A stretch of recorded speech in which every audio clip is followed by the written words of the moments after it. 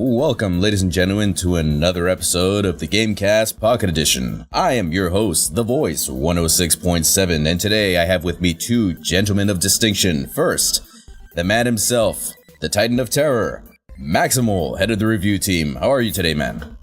Hey, man, how's it going? It's early as fuck, but I'm here, I'm alive, and I'm ready to bitch about EA. Bitching about EA, that's a timeless endeavor, but, of course, we can't leave out the man himself, the myth, the legend, Sully, head and founder of GameCast. How are you today, sir? Wow, that was quite the intro. I don't know how to live up to that. But, well, today it has been pretty good. We're pretty much at the end of my day now, but it was a good day. I've just been playing Destiny, so it was fun. Oh. Well, we can actually talk about that in a second, but today we can talk about the main issue, which is single-player games. Are they dying? Or are EA just assholes? Let us deliberate. So, if you're listening to this podcast, I'm sure you have heard about EA recently shutting down Visceral Studios, the guys who made Dead Space and who are working on the new, supposedly linear, action-adventure Star Wars game. And their reasons for shutting the studio down and changing the direction of the Star Wars game is because they want to create an experience that players can keep coming back to over and over again. Their words, not mine. They don't want a short linear experience because they've been looking at the trends in gaming and they've been seeing that players want service games now. Players are spending money on service games now. And I guess technically those statistics are correct, but that's also because I'm playing a single-player experience for 13 hours, I'm enjoying the hell out of it, then I'm going back to Destiny 2 or something like that, in between different single-player experiences. And it seems like EA is leaning towards wanting to just take everything and turn it into more of a service game, because then they can shove in microtransactions and all the different ways to take your money. And there was a lot of speculation around this, and then a couple days ago now, a former EA employee even came out and was talking about how, yeah, that's pretty much their entire goal. This all kind of started with Mass Effect 3, where they tacked on that multiplayer just so that they could keep playing. And that's exactly what EA said. They were like, oh yeah, we want people to keep coming back to these games and coming back to these experiences, which, to be fair, I would have came back to Mass Effect if it didn't have multiplayer. But they threw in that Mass Effect 3 multiplayer, which I actually enjoyed, but they started throwing in loot boxes to stuff after that. Oh my god. So they kind of hook, line, and sinkered us there. If only we had invited Count to the podcast, he would have had quite a lot to say about microtransactions and their lovely features. And it's quite a shame, to be honest, because I miss the old days of just games being single player. Don't get me wrong. Games having multiplayer, it can be a boon, but it can also be a curse. For example, There are a lot of games that just, frankly, I don't see the point in them having a multiplayer experience. Granted, a lot of these games that have multiplayer experience, well, at least as of recently, anymore anyway, didn't have these microtransaction problems. They were just multiplayer for the sake of being multiplayer. Now it's just, multiplayer, but we're here to make money off of that. We're here to just continuously make money, to shove in as many loot boxes as we can, to extort you of your money, lock you behind paywalls, etc., etc., etc. It's a damn shame. Why can't certain games just be single player anymore? It's true. And I think, back to the topic that I don't think we quite unraveled yet, the topic of, is the single player experience dying? I'm a big no on that one. So, I understand that single-player games don't necessarily make as much money as multiplayer games with microtransactions, because when you throw in microtransactions, you're looking at potentially infinite profit. Like people could just keep buying them forever, especially depending on how you put these in. Like, I know that Shadow of War, a single-player game, mind you, it's apparently an amazing game. It's really fun to play. It has all sorts of stuff to do. It's one of the biggest open worlds out there, which also could be an issue in and of itself. But anyways, the last act apparently has a metric fuck ton of grinding. Just grinding. I think it has to do with those strongholds that they introduced, which are very cool. But I feel like if you just have to do them for 20 hours, you're going to get annoyed with them just to get to the end of the game. And apparently, the only way to speed this up is spending money on loot boxes. Now, people could argue, yeah, we're still getting a single-player game. Yeah, I guess we are. However, because of the microtransactions in this implementation, they have altered the way the single-player game works to goad people into spending money on these boxes. So we're not getting a unfiltered single-player game here. We are getting a single-player game that is targeted towards people spending money on these loot boxes, and this isn't the only game to do this sort of thing. This seems to be the worst offender of it, but apparently even Assassin's Creed is getting these. Forza Motorsport 7, while it has multiplayer, there's also a very fleshed out single player portion, and you know those difficulty modifiers that have been in Forza since the damn game released in like 2005? Yeah, now those are stuck in loot boxes. You can still adjust your difficulty, but you don't get credit boosts unless you have a specific mod from a specific loot box and you have it equipped and you only get like 5 uses and stuff like that. I think what's scary about this as well is that they seem to be pushing the boundaries more. I mean, we've always had games as services, free to play. We've always, even $60 games, for a long time, microtransactions, loot boxes have been in those titles. But now we're seeing that boundary get pushed out further to, the handful of single player experiences that we do get yearly. We're seeing these same systems being incorporated into these titles, which that's scary in itself. Definitely. Let alone, perhaps the genre of the single player experience dying out, completely, which again, I'm a believer of that's not going to happen. I believe that what we've seen over the last probably course of this generation with the rise of microtransactions and games as services is we've seen, one, I believe these genres have risen because as gamers were drawn to online social environments, and with the rise of the online infrastructure being more and more reliable, developers have created these experiences and we've kind of latched onto them. We enjoy them and they've taken the opportunity to monetize these environments in a way that you couldn't do in single player experiences. So I think that's one side of the argument as well. Are they dying? Well, no, I think they're probably shifting out of fashion for the time being. And, I don't think that's anyone's fault. I think it's like anything. It comes and goes. What goes around comes around type thing. Just to be frank, the whole concept of having loot boxes in a single-player game and forcefully locking progress, well, not necessarily forcefully, but, technically, not forcing it. Technically. But the reality of the situation is you are locking progress behind loot boxes because not many people just have the time to grind to get to these final levels. I mean, what happened to single player games just being an enjoyable experience without having to grind for X amount of hours? Now, I understand that certain games are like that, but only certain ones. It just seems like nowadays they just want to make everything a grind fest, and it's not necessary.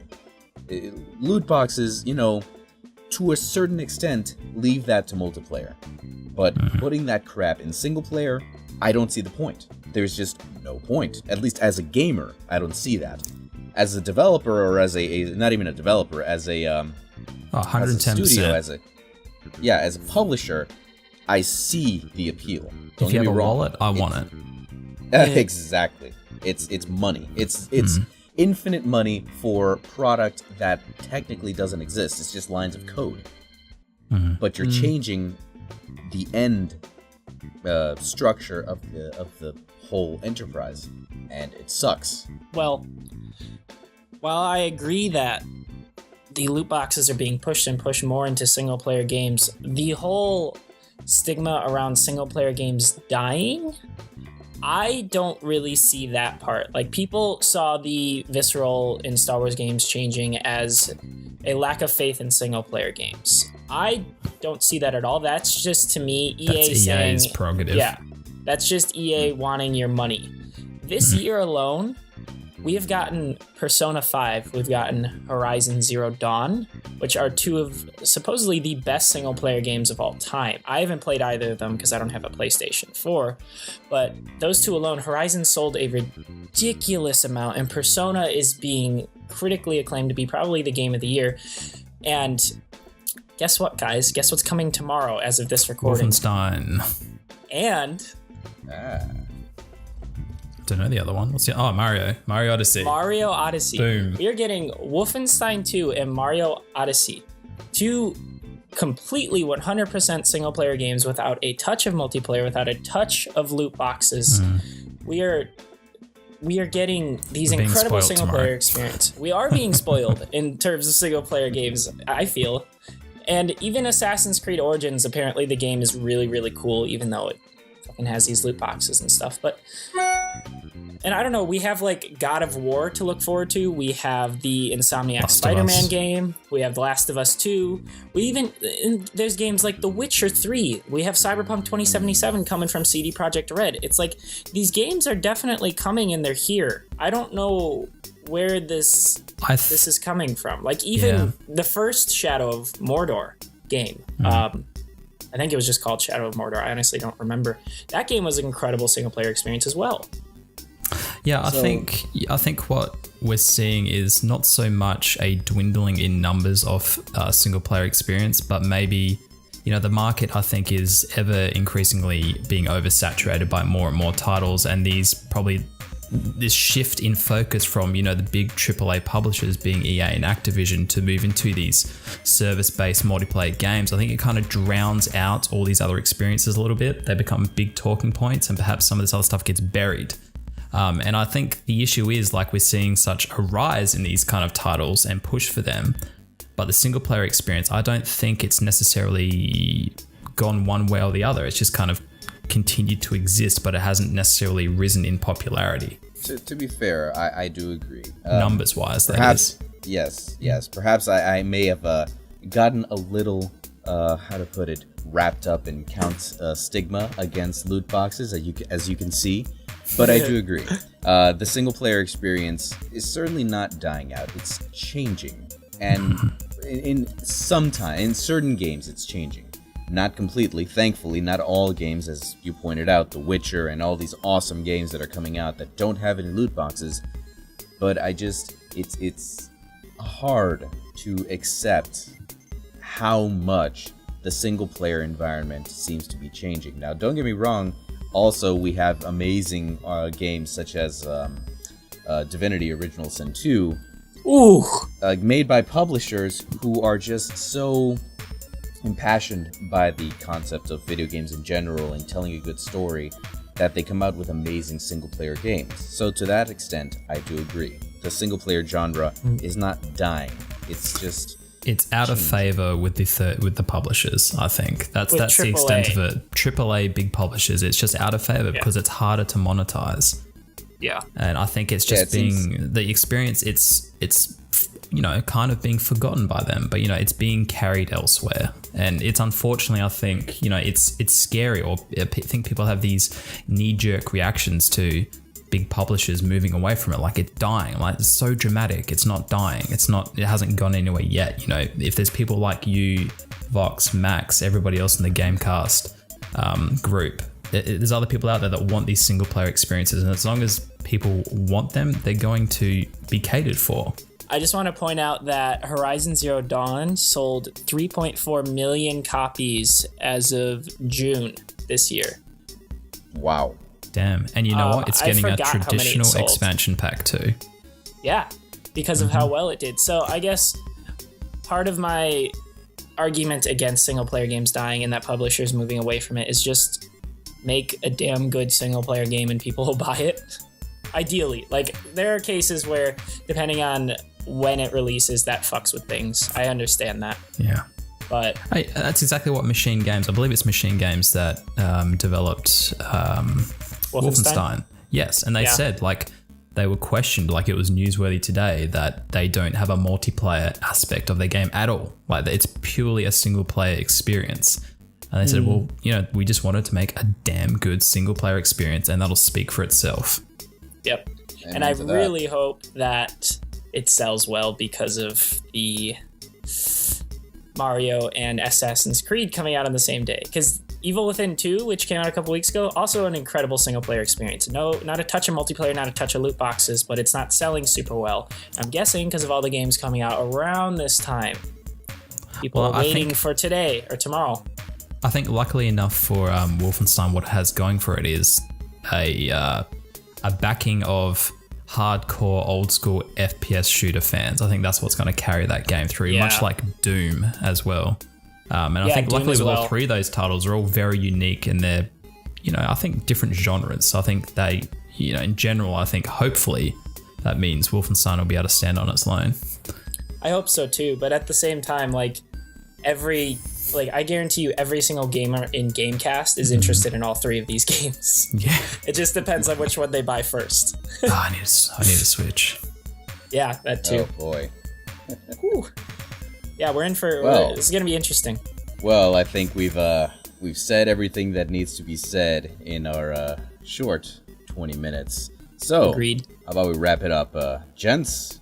Of course, we can all agree that this is the time to put in our little plugs on where to find us, guys. So please take it away. Well, you can find me right here on the Pocket Edition podcast, the original host of the show, who's currently on annual leave from the show due to other projects happening in the background. But you can find me in bits and pieces on the GameCast channel. You can also find me at One Guy's Opinion on YouTube. That is my YouTube channel, obviously. And at One Guy's Opinion on Twitter. And of course, the easiest way to find me is here on the server, in our GameCast Discord server. Excellent. And Maximal, where can we find you, buddy? I can be found anywhere on the internet under Maximal, Maxemole. The best places to contact me are Twitter or the GameCast Discord, where I spend my life trying to maintain everyone. Welcome to the club. I'm hearing I wouldn't do it if I didn't love it. I'm hearing just a smidgen of salt, Max. Are you sure you're all right, man?